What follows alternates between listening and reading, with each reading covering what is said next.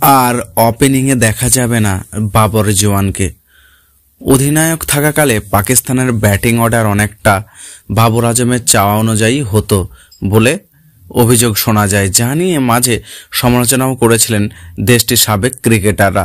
বিশেষত টি-20তে বাবর ও মোহাম্মদ রিজওয়ানের ওপেনিং নামার বিষয়টি অনেকেই ভালো চোখে দেখেননি। এখন আর নেতৃত্বের ভার নেই বাবরের ওপর, ফলে তার সময়ে দেখা ব্যাটিং অর্ডারের পরিবর্তন হতে পারে বলে জানিয়েছেন পাকিস্তানি সংবাদ মাধ্যম। আগামী 12 জানুয়ারি থেকে নিউজিল্যান্ডের বিপক্ষে 5 ম্যাচের টি-20 সিরিজ খেলবে পাকিস্তান, যেখানে শাহিনের অধীনে খেলবে সাবেক অধিনায়ক বাবরও। ওই সিরিজে বাবর রিজওয়ানের পরিবর্তে তরুণ ক্রিকেটারদের দিয়ে পাকিস্তানের ওপেনিং শুরুর কথা শোনা যাচ্ছে। ইতিমধ্যেই নাকি সায়েম আকবরের সঙ্গে বাবর কিংবা রিজওয়ানকে ওপেনিংয়ে নামানোর কথা ভাবছে টিম ম্যানেজমেন্ট। সংবাদ মাধ্যমে জিও নিউজ বলেছেন, বিবিসি সূত্রে জানিয়েছেন, বাবর যদি ওপেন করেন তাহলে 1 ডাউনে নামবেন রিজওয়ান। একইভাবে রিজওয়ানকে ওপেন এবং বাবরকে 3 নম্বরে খেলতে হতে পারে। এমনকি 2-1 ম্যাচে বিশ্রামে রাখা হতে পারে এই 2 তারকা ক্রিকেটারকে। পাকিস্তান টিম ম্যানেজমেন্ট পরামর্শে এসেছে ব্যাটিং অর্ডারে 4 নম্বরে ফখর জামান এবং এরপর ইখতিয়ার আহমেদ ও আজম খানকে নামাতে।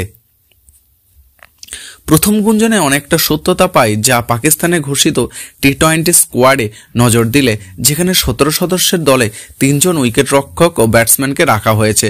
রিজওয়ান, আজম ও নতুন করে ডাক পাওয়া হাসিবুল্লাহ খান 3 জনকেই পালাবদল করে উইকেটের পিছনে দেখা যেতে পারে। রিজওয়ান খেললে কিপিংয়ের সম্ভাবনা রয়েছে আজমের। শাহিন আফ্রিদির নেতৃত্বাধীন টি-20 দলে বেশ কয়েকজন তরুণ ক্রিকেটারকে রেখেছে পিসিবি। আব্বাস আফ্রিদি এবং হাসিবুল্লাহ প্রথমবারের মতো ডাক পেয়েছেন এই দলে। এছাড়াও আছেন তরুণ ক্রিকেটার সায়েম আকবর এবং সাহিবজাদা ফারমান। ফখর এবং বাবর ও রিজওয়ানের পাশাপাশি এই তরুণদের এই পরবর্তীতে সিরিজে বাজিয়ে দেখতে চায় পাকিস্তান। মূলত পরবর্তী বছরের টি-20 বিশ্বকাপে সামনে রেখেই তারা দল গোছাতে চায়। আগামী জুনে ওয়েস্ট ইন্ডিজ ও যুক্তরাষ্ট্রের টি-20তে পরবর্তী আসর অনুষ্ঠিত হবে। পাকিস্তানের স্কোয়াড: শাহিন আফ্রিদি, বাবর আজম, মোহাম্মদ রিজওয়ান, ফখর জামান, সায়েম আকবর, সাহিবজাদা ফারমান, হাসিবুল্লাহ খান, ইখতিয়ার আহমেদ, আজম খান, আমের জামাল, আব্বাস আফ্রিদি, ওয়াসিস জুনিয়র, মোহাম্মদ নওয়াজ, আরবাজ আহমেদ, উমস মির, হারিস রাউফ এবং জামান খান।